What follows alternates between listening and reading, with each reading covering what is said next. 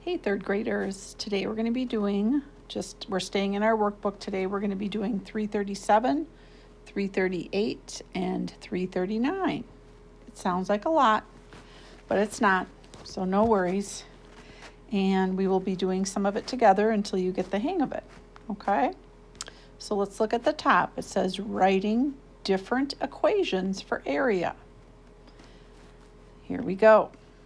So, use the drawings, show two ways to find the area of a rectangle that is 10 units long and 6 units wide. So here's what we're going to do. We know that it's 10 units long. So we're going to take the side that's the longest that just has one line. We know this is 10. We can pick either side because they're the same. Okay, up on top I have two numbers. That's why I'm picking the one that is just all 10 on the bottom. And we have 6 over here, and we have 6 over here. So what they want you to do is to draw a line, because as you can see, I have to fill in two numbers on the top. I need those two numbers to add up to 10. So I'm going to draw a line right over by that space, and that leaves me with two spaces. Now we know that this little side is smaller, and we're going to put two numbers here, but they need to add up to 10. You can put a little plus sign there just to help you. So I'm going to say that this side is pretty small. It could be 2. And then to get to 10, I need to add 8. So now both sides are 10. So you're dividing the rectangle and making two different spots, okay? I could have said 5 and 5 and put the line more in the middle, okay? You're kind of guessing. All right, so now we're gonna do the same thing on the other side, but we're gonna do different numbers on the top, okay? So we're still gonna have 10 units long.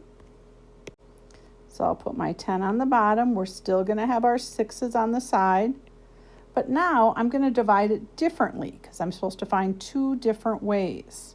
So I did 2 and 8 over here. I could go right in the middle and I could do 5 and 5. Okay. I could also go a little bit bigger and do 6 and 4. Remember, whatever two numbers you choose, they have to add up to 10. So you have some flexibility here. Mrs. Hagen's going to kind of try to go right in the middle, and I'm going to do 5 and 5. Okay. Now, I have both of those done. If I wanted to do, for number 2, it says you're going to write an equation for your 2 rectangle drawings. So I'm going to be using parentheses. Okay, and I'm going to tell you which numbers we're going to use. Okay, so for my first equation, I'm going to take my wide 6 times 2, because that's my first number right here. So my first parenthesis is going to be 6 times 2. Okay, get that down. And then I'm going to look at my other side. I'm going to put a plus sign here, and I have 6 times 8. So I'm going to put another parenthesis and say 6 times 8. Okay, equals, and when I do I'm going to cross this line. I'm going to just add to this line, guys, because we're going to stay on the same one.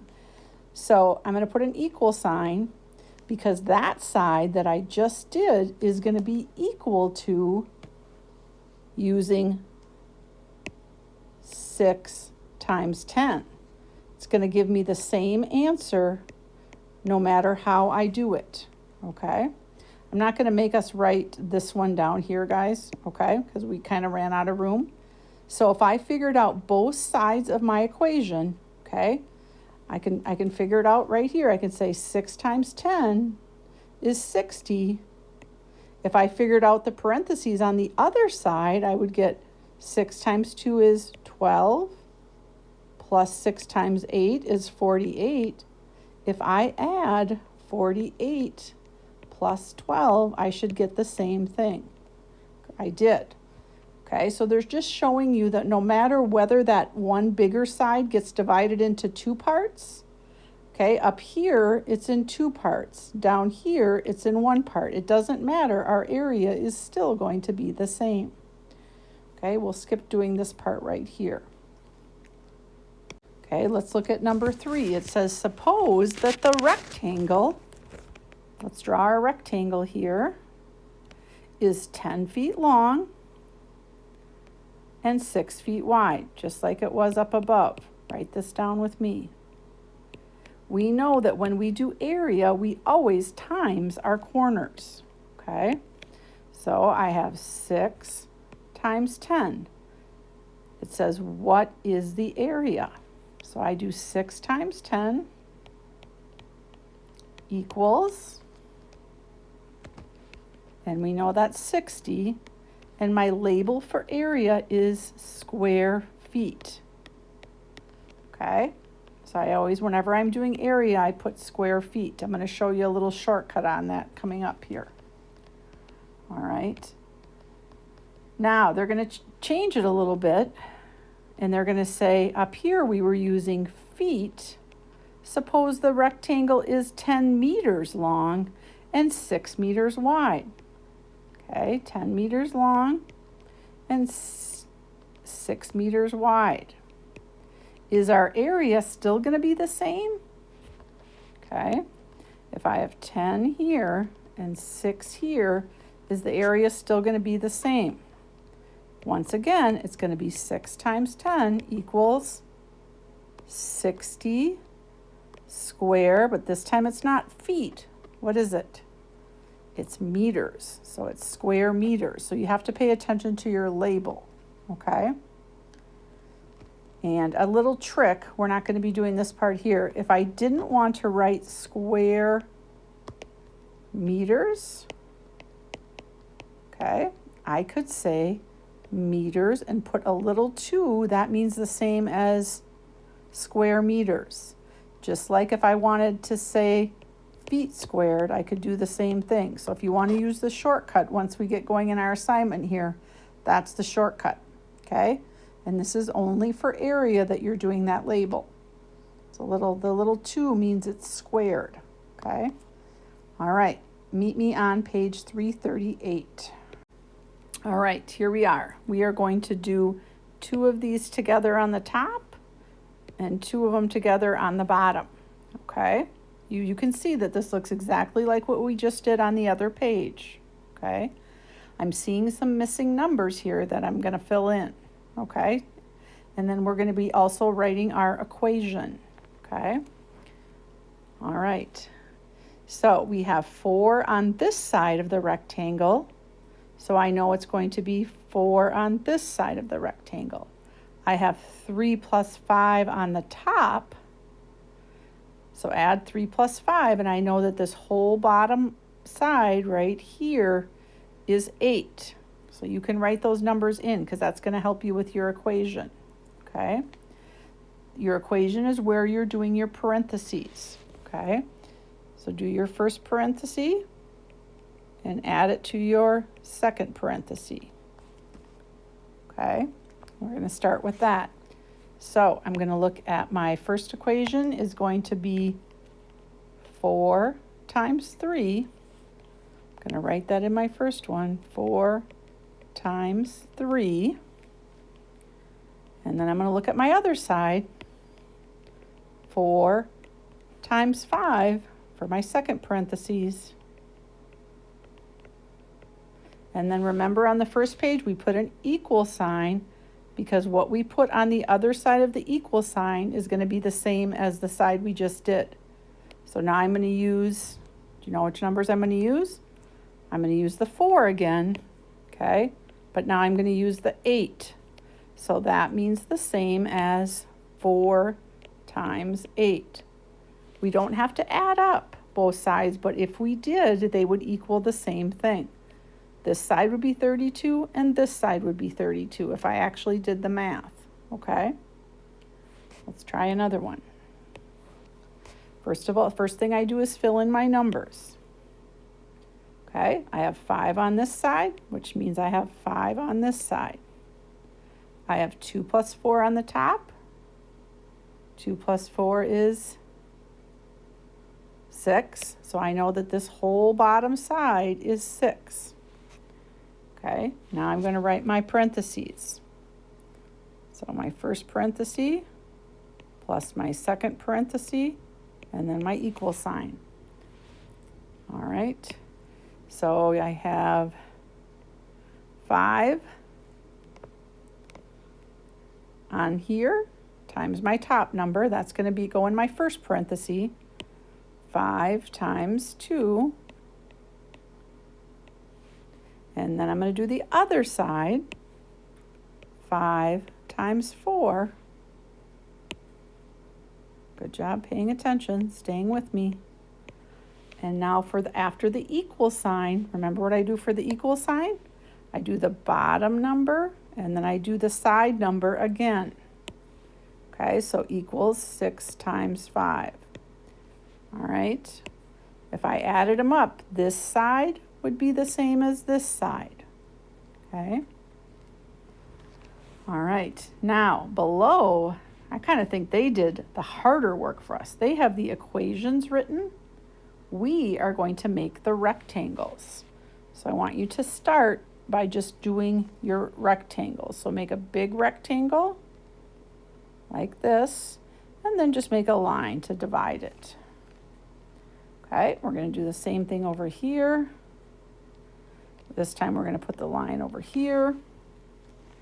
Okay, and then we're going to, Mrs. Hagen's going to take the numbers.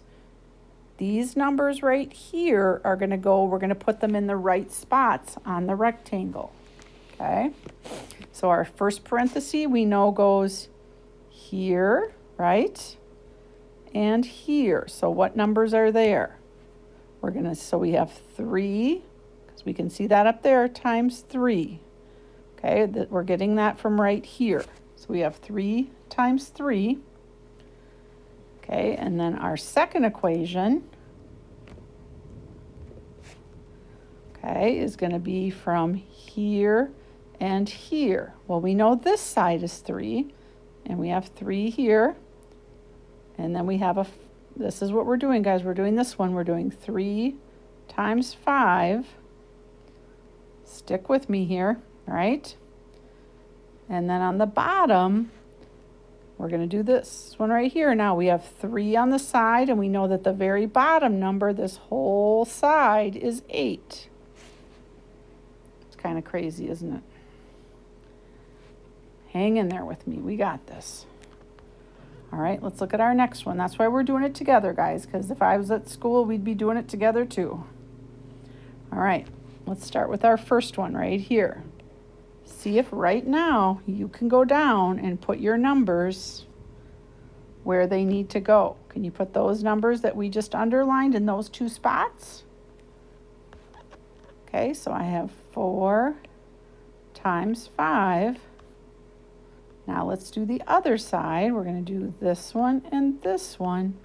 Well, we know that it's 4 over here, so it has to be 4 over here. Okay, and it looks like the other number is 3. Okay, and now we're on this guy. 4 times 8. We've already got the 4 here, and the 8 goes down here. The crazy thing is you probably won't see this necessarily on a test that you take on the computer at school. So Mrs. Hagen doesn't like to spend, but I need you to understand just the area. To figure out area, we're timesing our corners. It doesn't matter if there's 2 numbers on the top or 1 number on the bottom, okay? Because I can tell that 8, this side right here, is the same as this side right here. The bottom is 8. And these 2 numbers together are 8. All right, meet me on the last page. We're going to get there. All right, guys, hang in there. All right, so on this page, we're going to be doing some area, and we're also going to be doing some perimeter. We're finding the unknown side lengths. So we have area, and then sometimes we have perimeter. Remember, perimeter is where we're going around the rim to add up the sides. So perimeter is plus, area is times. Okay, and we're going to talk more about that. We're going to do an example of each down below. Okay, here we go. Let's look at number 14. We know that the area is 72. Now notice that they have a question mark. I know that this side is 8, this side is a question mark. So since area is times, I need to figure out 8 times something equals 72. Well, if you're good at your facts, you might know what number goes in there. Okay, if you're not super good, you can use your chart, but 8 times something is 72. You could also use your chart and you could put your finger on 8 at the top and you could drag down to 72 and then go over to see what number is there. Okay, see if you can write it down before me. Okay, did you get 9? 8 times 9 is 72. And because it's area, we do centimeters, and then we do our little 2 for centimeters squared. Okay, and this whole page is centimeters, so your label is always going to be centimeters. Okay, all right, let's look at number 15. It's perimeter. Okay, now remember what perimeter means. That's where all the sides add up to 38. Well, I know that the top is 12, which means the bottom is 12. Okay, now I need to figure out how much these two sides are. Well, if all the sides add up to 24, or excuse me, if all the sides add up to 38, I have 12 plus 12, so let's figure that out. 12 plus 12 is 24. Remember, I have to get to 38 on all the sides. So I'm going to say, well, if I'm at 24 already, let's see what I'm going to put on these two sides. Okay, to figure that out, I can take 38 minus 24. 8 minus 4 is 4. 3 minus 2 is 1. That's 14. Okay, that means these two sides are 14 together. Well, which two numbers add up to 14 and they're the same number? Something plus something equals 14. So what are my missing sides? Did you get 7 and 7? Okay, so I know if I add all of these up, okay, I get to, let's add them up. I have 12 plus 12 plus 7 plus 7 equals 38. And then my label is just centimeters. Okay, my label is just centimeters. Not because we're doing perimeter, we don't do the little 2. Okay. Hanging in there with me, guys? All right, so for your homework, okay, I'm going to cross out some of these bottom ones here. I would like you to do one of each. Okay, we have one perimeter and one area. Okay, perimeter is where we add up the rim. So I can already see on this first one, it's 24 on the top, which means it's going to be 24 on the bottom. So you need to add those two up and figure out what your missing sides are going to be. Okay, fill in your missing sides. And for number 17, you know that your area is 56. And you know this side is 7. Okay, so you need to figure out which number 7 times something equals 56. Okay, they're going to get easier, guys. They start you out explaining things kind of a lot here, but it'll get easier and more fun, I promise. So good luck with those two. Right now,